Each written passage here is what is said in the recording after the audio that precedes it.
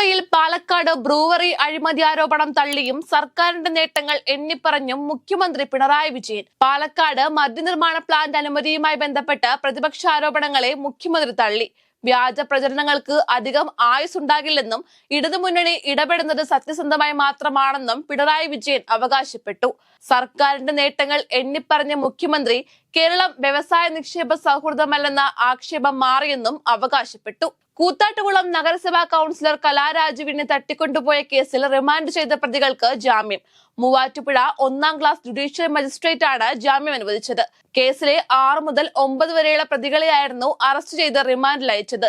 ജാമ്യം ലഭിച്ച പ്രതികൾക്ക് CPM-ന്റെ വക സ്വീകരണവും നൽകി. മൂവാറ്റുപുഴ സബ് ജയിലിന് മുന്നിലാണ് CPM പ്രവർത്തകരെ മുദ്രാവാക്യം വിളിച്ചും രക്തഹാരം അണിയിച്ചും സ്വീകരിച്ചത്. കുടിവെള്ളം മുടങ്ങിയിട്ട് വികസനം വരേണ്ടതില്ലെന്ന് CPI സംസ്ഥാന സെക്രട്ടറി ബിനോയ് വിശ്വം. കഞ്ചിക്കോട് ബ്രൂവറി നടപ്പിലാക്കുന്നതുമായി ബന്ധപ്പെട്ട മന്ത്രി MB രാജേഷുമായി നടത്തിയ കൂടിക്കാഴ്ച സ്ഥിരീകരിച്ചുകൊണ്ടാണ് പ്രതികരണം.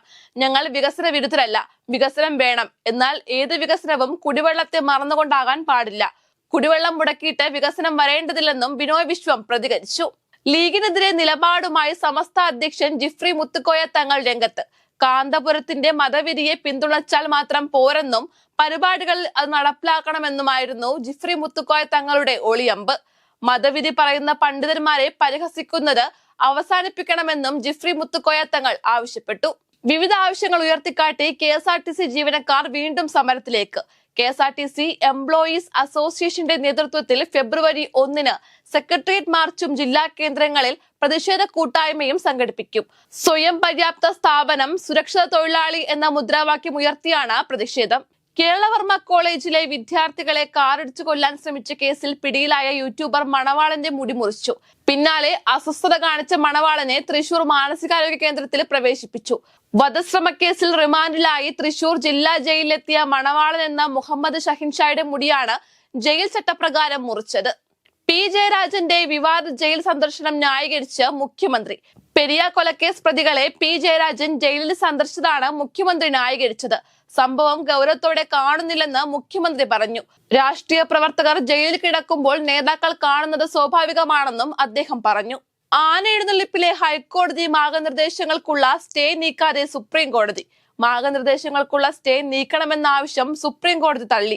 കേസിൽ അടിയന്തരമായി വാദം കേൾക്കാനാവില്ലെന്ന് സുപ്രീം കോടതി വ്യക്തമാക്കി.